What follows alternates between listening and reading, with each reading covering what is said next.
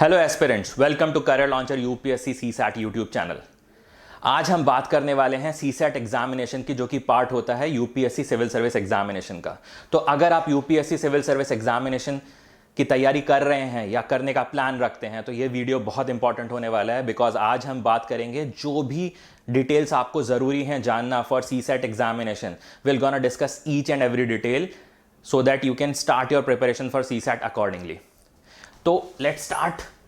What is CSAT? Civil Services Aptitude Test. इसको official language में UPSC बोलती है जनरल स्टडीज पेपर 2। ये यूपीएससी सिविल सर्विस एग्जामिनेशन के प्रीलिम्स का पार्ट होता है, जो कि फर्स्ट स्टेज होती है, और ये क्वालिफाइंग पेपर होता है। क्वालिफाइंग पेपर का मतलब होता है कि इस पेपर में आपको एक मिनिमम क्वालिफाइंग मार्क्स लाने हैं, एंड इस पेपर के मार्क्स आपके मेंस क्वालिफिकेशन के लिए काउंट नहीं होंगे। आपका मेंस का क्वालिफिकेशन आपका पेपर 1 जो जनरल स्टडीज का होता है उसके मार्क्स के बेसिस पे ही होगा। बट अगर आप इस पेपर में फेल करते हैं, अगर आप सीसैट के पेपर में जनरल स्टडीज पेपर 2 में फेल होते हैं, प्रीलिम्स में आप क्वालिफाइंग मार्क्स नहीं स्कोर कर पाते हैं, तो आपका जनरल स्टडीज में जो भी मार्क्स आया होगा वो नल एंड वॉइड हो जाएगा और आप अपना मेंस के लिए सिलेक्शन आपका नहीं होगा। अब एक बार एग्जाम का स्ट्रक्चर समझ लेते हैं सीसैट एग्जामिनेशन का। सो एक तो ये ऑब्जेक्टिव टाइप पेपर है, that means multiple choice questions आते हैं। तो you have one question and you have 4 different option and you have to select the right option. आपको राइट ऑप्शन सेलेक्ट करना है। 2 घंटे का ये पेपर होता है and there are 200 total marks. इस पेपर में टोटल 80 क्वेश्चंस आते हैं। इस पेपर में टोटल 80 क्वेश्चंस आते हैं। हर क्वेश्चन 2.5 मार्क्स का होता है। That means a total of 200 marks is being allotted to this particular paper. एक इंपॉर्टेंट चीज क्या है कि इस पेपर में नेगेटिव मार्किंग भी है, और नेगेटिव मार्किंग कितनी है? 1/3 नेगेटिव मार्किंग है।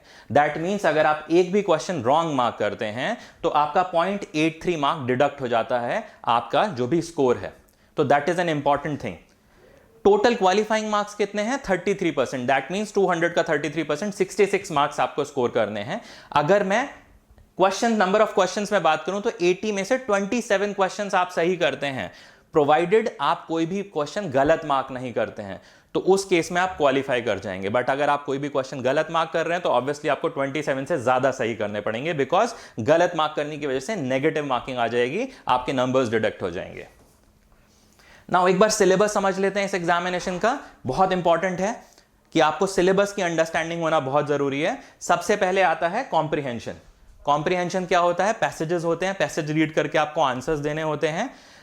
डिफरेंट लेवल के पैसेजेस आते हैं। किसी पैसेज में 1 क्वेश्चन होता है, किसी पैसेज को रीड करके 2 क्वेश्चन होते हैं, कई बार 3 क्वेश्चंस होते हैं। इसके अलावा आपका जो सेकंड टॉपिक है interpersonal skills including communication skills.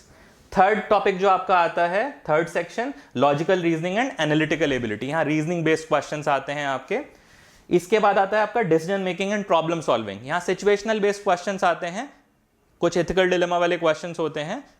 इसके बाद आपका जनरल मेंटल एबिलिटी, बेसिकली आपके मैथ्स बेस्ड क्वेश्चंस होते हैं।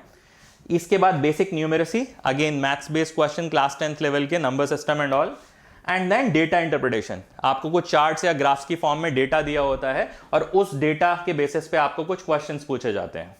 तो ये है पूरा सिलेबस सीसैट एग्जामिनेशन का। अगर हम 3 सेक्शंस में इसको, अगर की सेक्शंस की बात करें, इस पूरे सिलेबस को जो मैंने आपको बात करा है, comprehension, logical reasoning, general mental ability, data interpretation, basic numeracy, decision making, interpersonal skill and communication skill, इसको अगर एक बड़े सेक्शंस में अगर हम बांट दें तो 3 सेक्शन हमारे बनते हैं, quant, reasoning and English. Quant मतलब मैथमेटिक्स, रीजनिंग आपका रीजनिंग वाला portion, and English reading comprehension वाला पोर्शन। ये मैंने क्यों किया? Just to make you understand paper का बेसिक अभी स्ट्रक्चर क्या, जो एक्चुअल पेपर आता है यूपीएससी का सीसैट का, उसको अगर हम इन 3 सेक्शंस में डिवाइड करें तो हमें एक अंडरस्टैंडिंग समझ में आएगी कि कौन से सेक्शंस इंपॉर्टेंट हैं, कौन से सेक्शन से कितने क्वेश्चन आते हैं। यही एक चीज जो हमने आपको एनालाइज करके हम आपको यहां दिखा रहे हैं कि अगर मैं 2019 के पेपर की बात करूं तो उसमें 32 क्वेश्चंस थे मैथ्स के सेक्शन से, क्वांट के सेक्शन से। उसमें 18 क्वेश्चन थे रीजनिंग के सेक्शन से, एंड उसमें 30 क्वेश्चन थे रीडिंग कॉम्प्रिहेंशन वाले इंग्लिश वाले सेक्शन से। तो जो ग्रीन पार्ट है ये ईयर्स हैं 2019, 2020, 2021, 2022, 2023 एंड 2024 टिल लास्ट ईयर तक ये पूरा डेटा है, जहां पे ग्रीन पार्ट आपको बता रहा है मैथ्स के कितने क्वेश्चन आए 80 में से, आपका ये ऑरेंज पार्ट आपको बता रहा है रीजनिंग के क्वेश्चन कितने आए 80 में से, एंड आपका ब्लू पार्ट आपको बता रहा है कि इंग्लिश के क्वेश्चंस कितने आए, रीडिंग कॉम्प्रिहेंशन के क्वेश्चंस कितने आए 80 में से। अगर आप इसको थोड़ा ध्यान से देखेंगे तो almost 50% of your paper is quant based, mathematics based. उसके अलावा रीजनिंग सबसे कम आता है, and reading comprehension around 30-35% questions reading comprehension के आते हैं। तो जो आपको जब तैयारी करनी है तो इस चीज का खास ख्याल रखना है कि कौन से सेक्शन से आपको सबसे ज्यादा क्वेश्चंस आ रहे हैं, उस हिसाब से आप अपनी तैयारी को, अपनी प्रिपरेशन को स्ट्रेटेजाइज करें। आगे बढ़ते हैं। ओके, अब हम समझते हैं ये जो भी हमने सेक्शंस, जो भी मैंने आपको सिलेबस दिखाया था यूपीएससी सीसैट एग्जामिनेशन का, उनको अगर थोड़ा सा और डिटेल में एक बार जाएं तो एक अंडरस्टैंडिंग हमारी हो जाएगी सिलेबस को लेके। एंड इसके अलावा हम आपके लिए एक और वीडियो लेके आएंगे जहां पर हम इसको टॉपिक वाइज डिस्ट्रीब्यूट करेंगे, सो दैट आपको एक बहुत ही क्लियर कट अंडरस्टैंडिंग हो जाए कि सीसैट में कौन कौन से टॉपिक आते हैं, कौन कौन से टॉपिक इंपॉर्टेंट है, कौन कौन से टॉपिक आपको पढ़ना है। बट एक ब्रॉड लेवल की अगर आपको अंडरस्टैंडिंग चाहिए तो यहां पर अगली 3-4 स्लाइड्स में मैं आपको बता देता हूं। सो फॉर एग्जाम्पल कॉम्प्रिहेंशन की अगर हम बात करते हैं तो कॉम्प्रिहेंशन में क्या आता है, reading passages and answering question. इसके अलावा कुछ inference based, critical analysis, interpretation based questions आते हैं। अब आगे बढ़ते हैं, लॉजिकल एंड एनालिटिकल एबिलिटी। इसमें क्या आता है, आपका रीजनिंग स्किल का टेस्ट होता है। तो for example arrangement, coding, decoding, इस टाइप के क्वेश्चंस आते हैं। ठीक है, आप पैटर्न बेस्ड क्वेश्चंस आते हैं, तो आपको कोई पर्टिकुलर पैटर्न दिया है और उसके आगे का क्या पर्टिकुलर चीज आएगी वो पूछा जाएगा कि नंबर की सीरीज दे दी, अगला नंबर कौन सा आएगा, इस टाइप के कुछ क्वेश्चंस आपको यहां पे मिलेंगे। Decision making and problem solving में सिचुएशनल क्वेश्चंस आते हैं, and ethical and rational decision based questions आते हैं। जनरल मेंटल एबिलिटी की बात करें तो आपका percentage, ratios, time, speed, distance, जो भी मैथ्स बेस्ड क्वेश्चंस हैं वो यहां पे आते हैं। इसके अलावा आपका basic numeracy and data interpretation की बात करें तो numbers, their relation, orders of magnitude, data interpretation में charts, graph, table, data sufficiency based questions आपको मिलेंगे। तो डेटा आपको मिलेगा, उस डेटा के बेस पे आपको कुछ क्वेश्चन पूछा जाएगा, उस डेटा को एनालाइज करके आपको आंसर्स करने हैं। अब you have a broad understanding of the syllabus, will also come up with a very topic wise syllabus, जहां पे हम आपको क्वेश्चंस भी दिखाएंगे, किस तरह के क्वेश्चन किस टॉपिक से एक्चुअल एग्जामिनेशन में आए हुए हैं। तो जस्ट मेक श्योर कि आप जो चैनल है हमारा उसको प्लीज सब्सक्राइब करें, so that you will get to that notification, जब भी वो वीडियो रिलीज होगा आपको वो मिल जाएगा। अब एक बार थोड़ा सा बात कर लेते हैं कि अगर मैं सीसैट के लिए प्रिपेयर करना है तो क्या मेरी प्रिपरेशन स्ट्रेटेजी होनी चाहिए। सबसे पहले सिलेबस की अंडरस्टैंडिंग, जो मैं आपको कह रहा हूं, एक deep understanding of the syllabus, कौन से टॉपिक्स आते हैं, किस तरह के क्वेश्चंस आते हैं, वो एक बहुत जरूरी इंपॉर्टेंट चीज है आपके लिए। दूसरी इंपॉर्टेंट चीज है लास्ट ईयर के पेपर्स। तो जब आप सिलेबस समझ लेंगे, उसकी और ज्यादा एक अंडरस्टैंडिंग, एक्चुअल क्वेश्चन किस तरह के आते हैं, वो जब आप लास्ट ईयर का पेपर सॉल्व करेंगे, पिछले 2 साल के पेपर आप उठा लीजिए, आपको एक बहुत डीपर अंडरस्टैंडिंग आ जाएगी क्या सिलेबस है और क्या एक्चुअल सब्जेक्ट है सीसैट। इसके अलावा एक इंपॉर्टेंट चीज सीसैट में क्या है, बिकॉज आपने देखा अराउंड 30-35% क्वेश्चन रीडिंग कॉम्प्रिहेंशन से आ रहे हैं, पैसेजेस आ रहे हैं। तो मेरी रीडिंग स्पीड, मेरी रीडिंग अंडरस्टैंडेबिलिटी, रीड करके एनालाइज करना, ये सब जो मेरी रीडिंग स्किल है, इस पे मुझे वर्क करना होगा सीसैट के लिए। And then last thing, because it's a paper जहां पर प्रैक्टिस बहुत इंपॉर्टेंट है। सॉल्व जब तक क्वेश्चन नहीं करेंगे तब तक नहीं समझ में आएगा। मैथ्स ऐसी चीज है जहां पे प्रैक्टिस बहुत इंपॉर्टेंट हो जाती है, रीजनिंग ऐसी चीज है जहां पे प्रैक्टिस बहुत important. So practice and more practice, that's the strategy for CSAT. Now कुछ इंपॉर्टेंट क्वेश्चंस जो मेरे से ज्यादातर स्टूडेंट्स पूछते हैं जब भी मैं किसी सेशन में जाता हूं सीसैट से related, so I have just listed out here for your understanding. सबसे पहले what is the minimum score required, हमने बात करी 66 मार्क्स चाहिए ही चाहिए। अगर आप 66 नहीं स्कोर करते हैं तो आपका प्रीलिम्स क्वालिफाई नहीं होगा, आप मेंस के लिए सेलेक्ट नहीं होंगे। आपका जीएस में कोई भी स्कोर हो, आपने जीएस में कट ऑफ भी क्लियर कर लिए तो भी आपका मेंस में सिलेक्शन नहीं होगा अगर आप सीसैट के पेपर में 66 से कम स्कोर करते हैं। And there are instances, last 2 साल में ऐसे बहुत सारे स्टूडेंट्स हैं जिनका जीएस में कट ऑफ क्लियर हुआ, बट बिकॉज सीसैट पे ध्यान नहीं दिया, सीसैट में क्वालिफाइंग मार्क्स भी नहीं ला पाए और उनका अटेम्प्ट वेस्ट हुआ। इसलिए सीसैट को अटेम्प्ट ईटर भी बोला जाता है। So is CSAT tough to crack? अगर आप लास्ट 2 साल का पेपर की बात करेंगे तो एक्चुअली में इट इज डिफिकल्ट। क्वांट के क्वेश्चन भी डिफिकल्ट हुए हैं, रीडिंग कॉम्प्रिहेंशन भी डिफिकल्ट हुआ है। सो you require a proper effort to clear the that qualifying marks. Do I need to join coaching for CSAT preparation?